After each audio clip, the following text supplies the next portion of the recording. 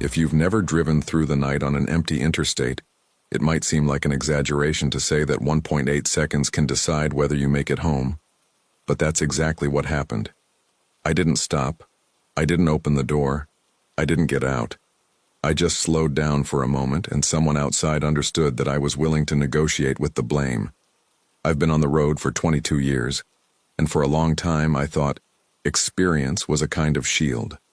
I'd already driven through blizzards in the north, dust storms in Texas, wildfires closing lanes in California, and attempted robberies in rundown yards in Arizona. I carried this resume like a lucky charm, as if time behind the wheel made certain decisions automatic. The problem is, when you're tired, your brain becomes an advocate for the worst possible choice. That week I was driving around as a freelancer, taking whatever jobs came my way. The freight was short and tight, automotive parts leaving Albuquerque with a delivery on the other side of the state near dawn. The amount paid for 2 overdue installments on the truck and secured the insurance for another month. If I lost that contract, I wouldn't be bothered. I would go home with the feeling of the ground disappearing beneath my feet. I'd been sleeping badly too. 2 nights in a row in noisy yards, sirens blaring in the distance, doors slamming, non-stop maneuvering. I was functional, but I knew it was an illusion. The right thing to do was pull into a decent truck stop, pull over, and pass out for 4 hours. But the rational part of the brain doesn't speak loudly when you're in a hurry. It whispers. And I wasn't listening to whispers.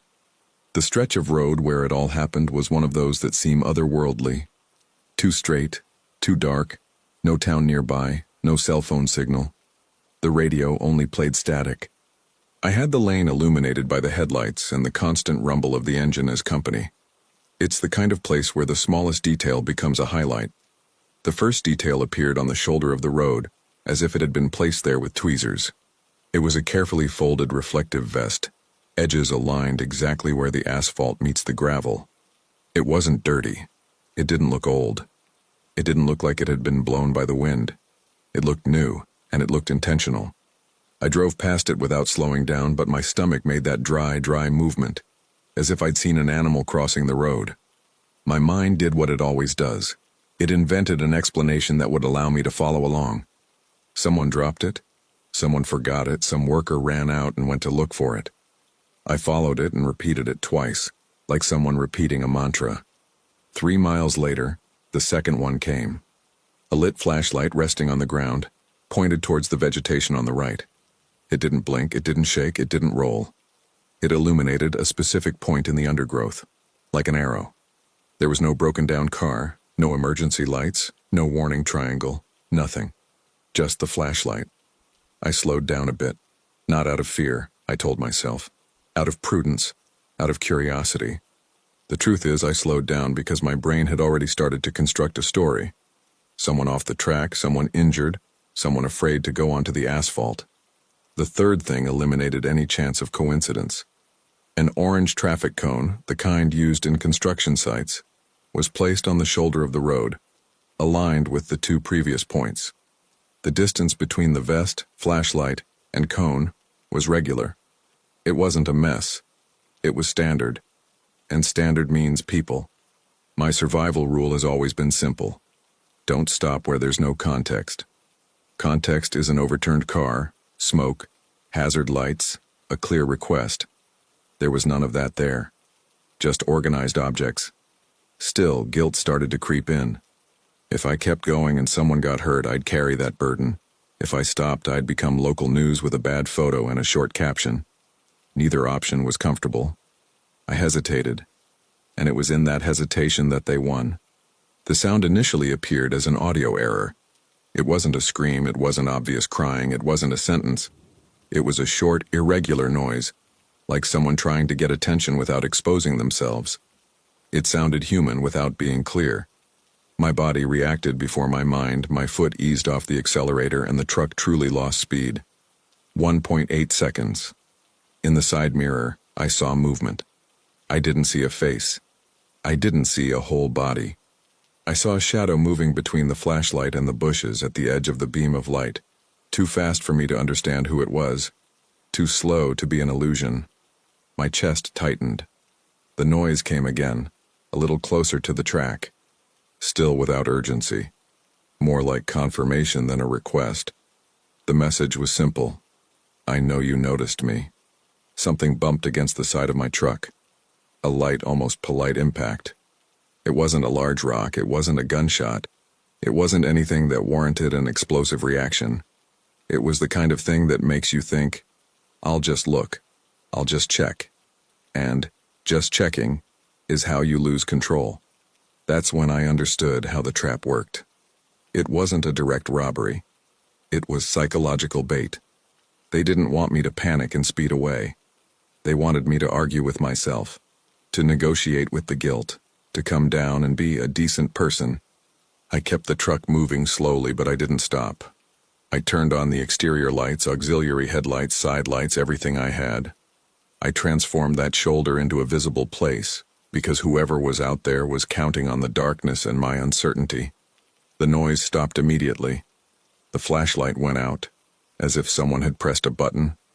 The shadow disappeared into the vegetation.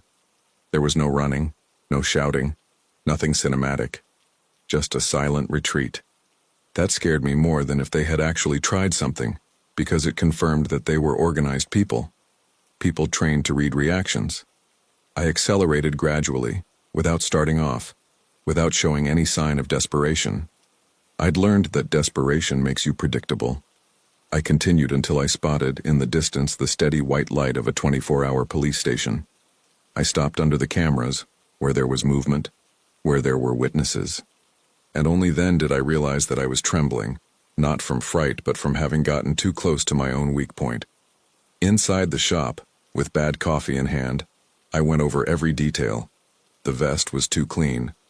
The flashlight was pointed at the bushes, not the runway. The cone was aligned. None of that was a cry for help. It was a map. It was marking. It was a corridor of decisions leading me to the same place. Out of the cockpit. What haunts me to this day isn't imagining an attack. It's imagining what would have happened if I had stopped completely. I would have opened the door, gone downstairs with my flashlight, taken 2 steps to look into the bushes, and heard someone approaching slowly from behind. Not because they wanted to run, because they would have already won. I didn't report anything that night. I didn't have a license plate, a description, or proof. I only had a feeling and a pattern. The next day I mentioned it to an older gas station attendant, and he didn't seem surprised. He just said that in that stretch of road, 2 drivers had already disappeared in the last year. He said it as if talking about the weather, without drama. And I understood something else. The world goes on, even when someone disappears. Since then, I've changed the way I drive. I stop earlier, I sleep more. I don't push my body to pay the bill. And most importantly, I don't negotiate with guilt in the dark. If I see something set up, I follow it. If I hear something ambiguous, I follow it. I can carry doubt for days. I can't carry the certainty of having gotten off out of curiosity. Because that morning I learned the difference between courage and a trap. Courage is doing the right thing when there is context, light, and witnesses. A trap is when someone uses your empathy to isolate you. And the road, I discovered, doesn't need any monsters. It only needs people who know how to make you slow down by 1.8 seconds. Before reaching the gas station, I saw a 4th marker that ended any doubt. There was a reflective strip stretched low on the shoulder, held in place by 2 makeshift supports. It wasn't meant to cause an accident. It was meant to touch the bumper and force you to make that automatic trucker stop. Let me check if anything got caught on it. A controlled provocation, designed to get you out of the cab without rushing. I instinctively grabbed the CB microphone, even though the channel was almost dead, and made a short call warning that there was strange signaling and that I would proceed to the next station. While I was speaking, I considered the possibility that someone was listening on purpose. When you realize there's a plan going on outside, even your voice becomes information. That's when a car appeared behind me far away, with its low beams on, not approaching and not overtaking. The road had been empty for a long time, and just now, a silent car chose to accompany it. I couldn't prove anything, but the timing was too perfect for me to ignore. I changed the pace without changing the route. I sped up a little, slowed down a little, repeated. Those who are distracted can't keep up. Those who are watching can. The car followed all the variations, as if it were attached to me by a thread. When the truck stop lights finally came on, I didn't go straight in. I drove past the entrance and only then slowly returned to see if the car would copy the maneuver. It did. It pulled in behind me and stopped in a darker part of the yard, almost out of the camera's range. I parked in the brightest light, near people, near movement. I stayed in the cabin for a while, looking in the rearview mirror and waiting for a human gesture, to get out, to refuel, to go to the bathroom. Nothing. Just waiting. And waiting is a language you learn to fear. I called 911 without making a fuss. I simply said there was suspicious signage on the shoulder of the road and a vehicle following me. The operator registered the call, advised me to stay in a well-lit area and, if possible, with other people. Witnesses are protection. I only got off when 2 drivers left together. I got some bad coffee, stayed near the counter where the camera captures everyone's face. Through the window, I watched the car drive away slowly, without haste, as if it had understood that I wasn't alone enough for things to work out there. After that night, I began to trust less in my impulse to be useful and more in my instinct to keep my distance. Empathy still exists, but now it comes with a method. Lights, people, cameras, official call. I leave the rest to the police and to the day, because in the early hours of the morning, in the emptiness, guilt is the cheapest tool someone can use to get you out of the booth. If you're enjoying these chilling stories, don't forget to like and subscribe to the channel. Turn on notifications so you don't miss any more terrifying tales to come. Now, get ready for another journey down dark and mysterious roads. I sent this account because it took me months to admit that what happened that morning wasn't just rookie bad luck. I was on probation at a medium-sized transport company with punctuality bonuses, a diesel economy ranking, and a report on unplanned stops. I wanted to do everything right, and I lived with a checklist in my head, as if every detail were a hidden test. That day I picked up a sealed load of cleaning products in Joliet, Illinois, bound for Council Bluffs, Iowa, via I-80. Dry winter, little wind, tight time windows. The tracking system would beep for any deviation, and I was still at that point where you believe an app can replace instinct. Every stop became a ritual. Photo of the seal, registration in the app, exact time, diesel level, lights, tires. The first mistake was small. I left the parking lot with the main tank more than half full and pushed a little further before refueling, because the planned gas station was at the right spot for my mandatory rest stop. I wanted the log to look nice. The second mistake came along with it. The auxiliary tank gauge had been unstable for days, but I had been trusting it because sometimes it went back to normal. I mentally noted it down to talk to maintenance about later, as if I would actually stop for that. The third mistake was more dangerous because it seemed like a virtue. I ignored the tiredness. I was sleeping poorly, waking up at the slightest noise in the yard, and compensating with caffeine and stubbornness. Tiredness doesn't arrive with a clear warning. It arrives with the feeling that you're doing too well. I did calculations while driving, those calculations that everyone does when they shouldn't.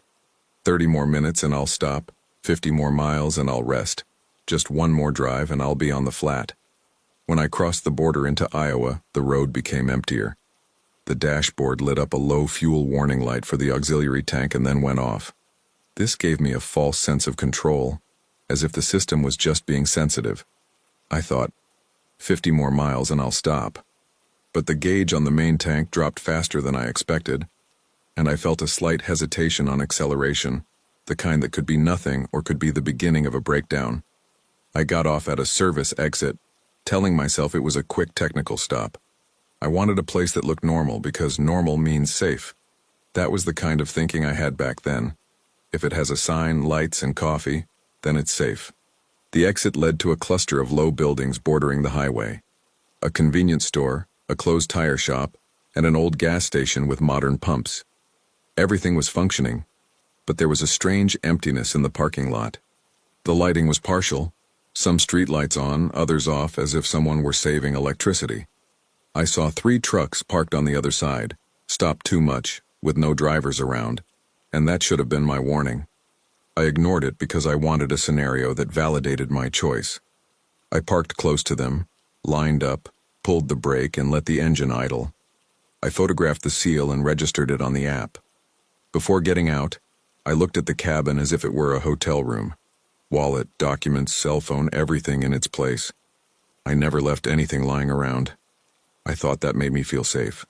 The store door was open, and the sound of a TV came from inside.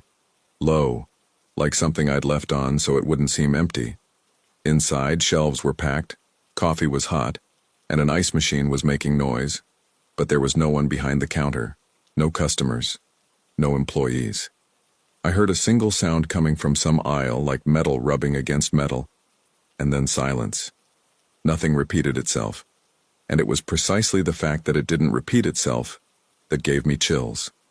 If it were a compressor, it would come back on. If it were a freezer, it would cycle. It didn't. I stood there for a few seconds trying to decide whether to call someone. My rookie side wanted confirmation because that's how I imagined myself. Professional, polite, correct. My testing side wanted to be invisible and efficient. I got water, paid at the empty register, leaving the money on a tray of honesty that was there as decoration, and went straight to the bathroom. I was in a hurry to leave, but I pretended to myself it was just a rush to complete a routine. In the bathroom, I noticed another micro-anomaly.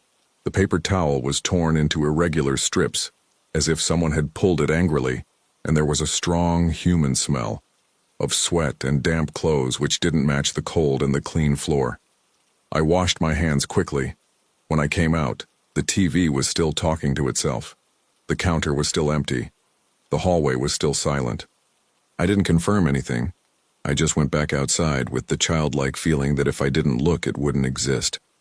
From the outside, the parking lot looked the same, but I sensed a different detail before I even saw it. The air near the passenger door was heavy, as if someone had been there and the smell had lingered. At the bottom of the door was a new mark, a fine scratch on the paint, gleaming under the post. I knew that door. I used to clean my truck. It wasn't there when I parked. I looked up and saw a faint scratch on the glass near the latch with no dust covering it. It wasn't an old road scratch. It was a recent line, as if something had pressed against the glass trying to find a point. I touched the door handle and stopped. The position seemed different, minimal, but enough for my stomach to understand before my head. I remembered what the veterans used to say. If you think someone's been messing with it, they probably have. I got in quickly, locked the car, and turned off the interior light. I looked for obvious signs. Nothing out of place. Backpack on the seat, documents in the briefcase, jacket hanging. The truck felt like mine. Only the smell was back, clearer, as if it had permeated the upholstery. I tried to convince myself it was an exaggeration, until I noticed a detail on the dashboard. The light in the lower compartment blinked for a second, the one that indicates a door not properly closed. I knew it could be a sensor malfunction, and I had reason to distrust sensors, but in that chain of small errors, any malfunction becomes a warning message. I lowered the window just a little to listen outside. Nothing. No engine approaching. No footsteps. And then I heard a very faint metallic sound coming from behind the cabin, a single scraping sound, and silence. It was as if one piece had scraped against another, just to remind me that it existed. I froze. I didn't see anyone. I didn't hear any voices. I didn't see any shadows. Just the feeling that the safe space had been violated, and I had no way to prove it. The critical decision came as a reflex, and it went against everything I thought a real truck driver would do. I didn't go to check. I didn't open the curtain. I didn't get out. I didn't look for bravery. I engaged the gear and drove slowly, as if I were just changing parking spaces. I only accelerated when I returned to the access ramp. At that moment, I understood that investigating on my own was what someone expected of me. I drove a few miles and looked for a large, well-lit gas station with real activity and cameras. I stopped near the entrance, locked the doors, and called the company's security center. I reported a mark on the door, a scratch on the glass, a strange smell, and a metallic sound. The instructions were straightforward. Contact the local police, do not touch the cargo, do not open compartments alone, and keep the truck in a visible location. When the police car arrived, the officer didn't make a fuss. He inspected the door, photographed the mark, and checked the trailer's locks. He asked to open the side tool compartment, where I kept straps and a hydraulic jack, and I unlocked it from the inside, with the window just wide enough to fit the key. When he opened it, his face changed, just a little, but enough. Between the straps was a backpack that wasn't mine, dark, with mud on the strap. That couldn't have appeared there out of nowhere. He didn't open the backpack there. He called for backup and continued searching around the truck. On the trailer, the seal was still intact, but they found marks indicating an attempted pry on the lock's support, as if someone was testing a weak point, waiting for the right moment to tamper with it without breaking the seal and without triggering an immediate alarm. That's when the story took shape. I wasn't dealing with an impulsive thief. I was dealing with people who worked with time. According to the report, the backpack contained gloves, tape, and burglary tools. They said someone probably tried to access the truck while I was inside the store, got scared when they heard me return, and hid the equipment in the first place that could be quickly closed. The metallic sound I heard could have been the tool hitting the compartment chain, or the backpack itself being hastily fitted there. And the smell, that smell of damp clothes, made sense. Someone had entered in the cold, leaned against the door, breathed near the cab, and left a mark. I continued my journey with instructions to stop only in large establishments until the next town, where they changed the locks and checked all the compartments. I lost that week's bonus for an unplanned detour. It stung my pride, but it was a cheap price to pay. After that early morning, I stopped treating ordinary places as sanctuaries. A gas station can have shelves full of goods and hot coffee, and still be a setting that makes you let your guard down. An open door isn't an invitation, it's a signal. An isolated noise is nothing until it becomes the only warning you receive. An intrusion doesn't always come with confrontation. Sometimes it comes with a thin scratch on the glass, a mark on the paint, and a smell that shouldn't be there.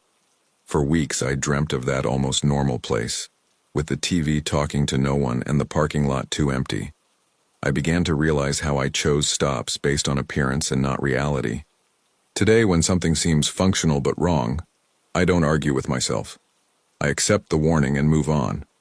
Naivete doesn't disappear with noise. It disappears with silence. If you're facing a test, you'll think you need to prove courage and efficiency. What you need to prove is lucidity. Because what saved me that night wasn't strength or luck. It was understanding, the second I saw that mark on the door, that I shouldn't be looking for a test. I should be looking for a way out. I've been driving long enough to know that the road doesn't need monsters. It only needs one bad decision, a moment of fatigue, and a mechanical detail that you put off until later. I'd been putting off several of those.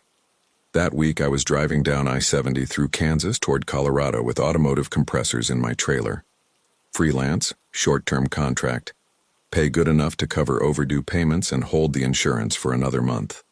I'd been doing maintenance the wrong way, fixing the obvious problems and ignoring the ones that were nagging. A high beam would flicker occasionally, and the tire pressure sensor would give a false alert when I drove over potholes. I knew it. I ignored it.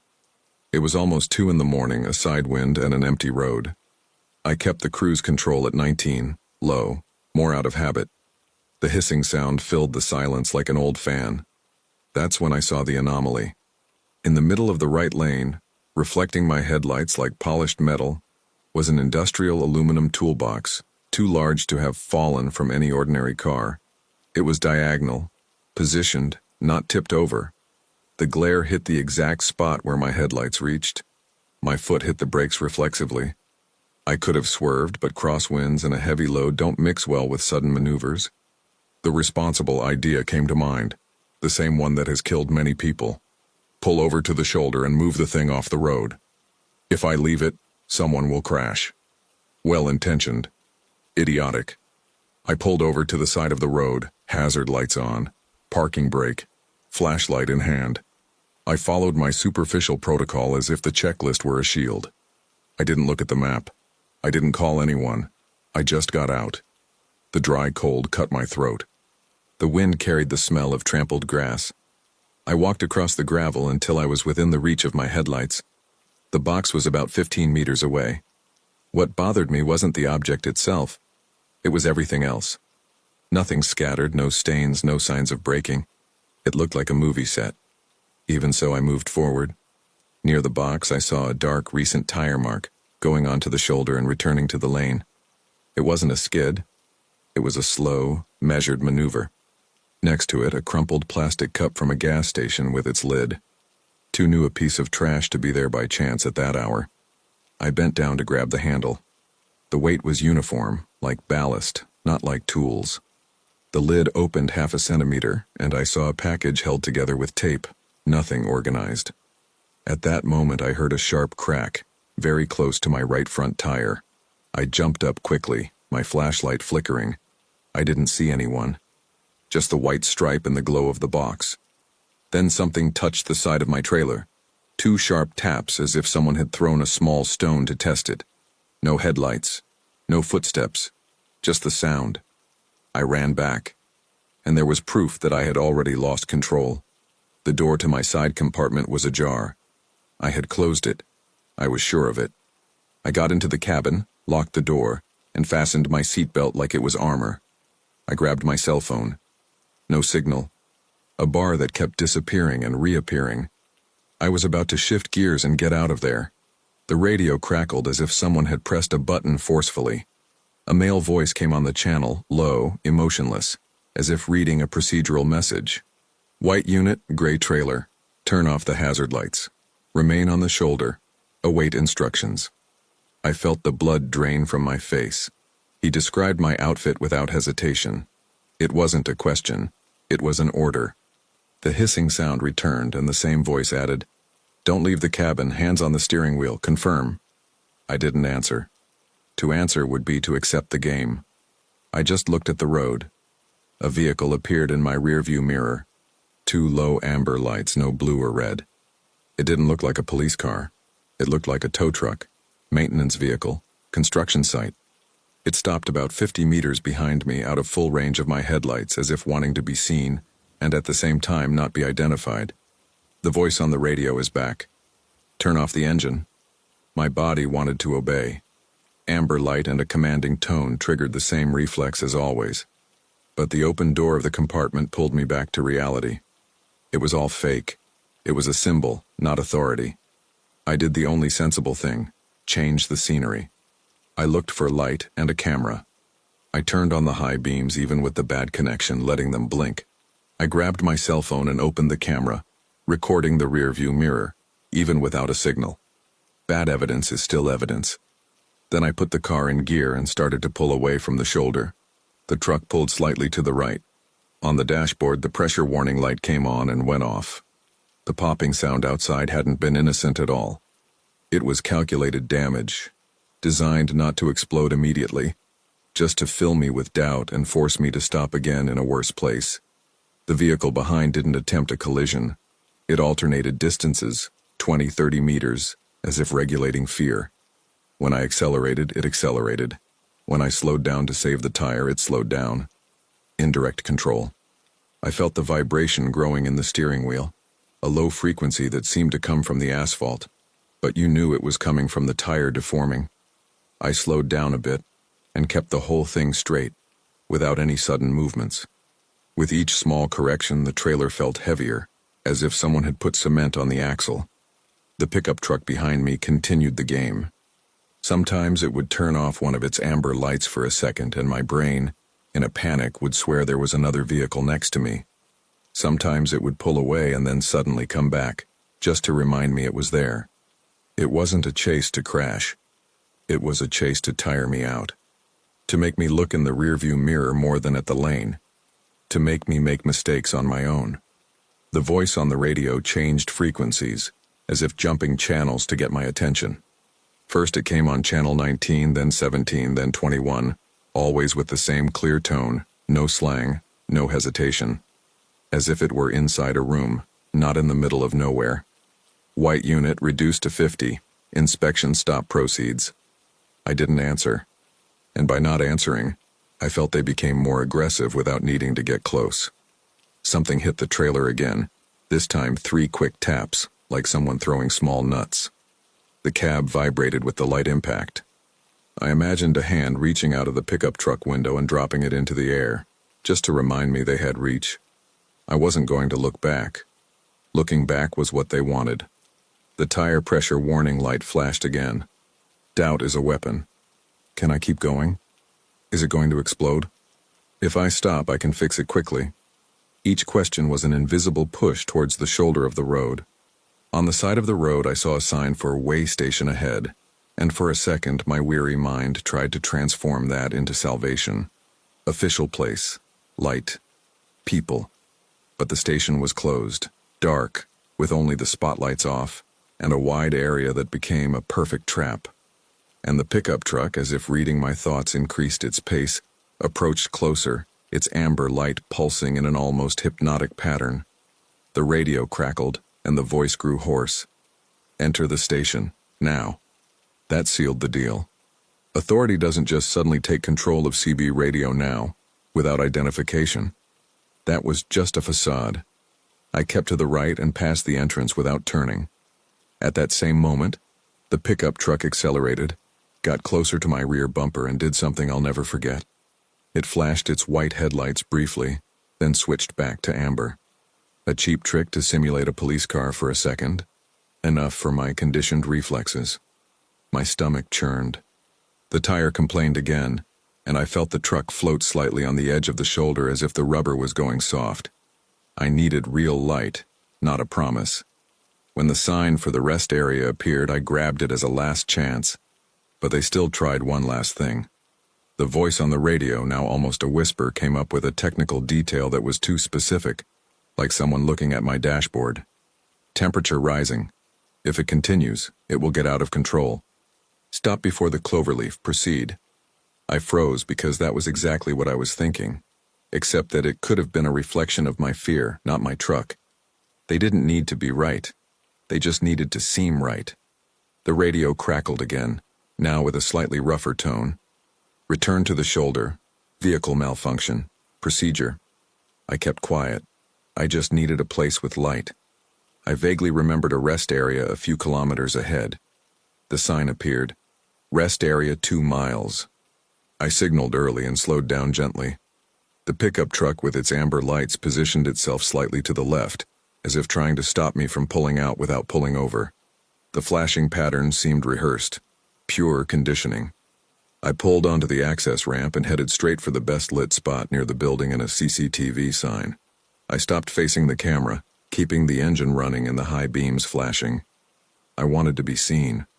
The pickup truck pulled in behind it but stopped at the edge of the parking lot, where the light wasn't as strong. I saw its outline. A dark vehicle. No logo. Nothing I could read. For a few seconds it hesitated, as if calculating the risk of continuing. Then the amber lights went out suddenly and it retreated into the darkness, exiting through the same ramp it had entered. When I finally got down, my legs weak, I saw what they had done. A thick screw embedded in the front right tire near the edge, slowly leaking. Next to it, a broken piece of black plastic, part of a support to position the screw in the right spot. Calculated damage clearly. Not to kill me, to stop me. In the side compartment, my chain was out of place and one of the warning triangles was missing. They didn't want my tools. They wanted my track options. Later, with a signal, I called the highway patrol. They asked questions, noted a description, and promised to check. No one showed up. The next day, in the morning light, there wasn't a single box on the road, not a trace, as if the scene had been cleared away. I continued my journey with the tire changed and a bitter taste that wasn't from coffee. There was no arrest, no full answer, no movie-worthy justice. There was only a costly lesson. On the road, the most dangerous thing isn't the night. It's the impulse to obey what seems official when you're too tired to think. And since that early morning in Kansas, I never again get out of the car with good intentions to remove an object from the road without first ensuring that I still have control of the situation.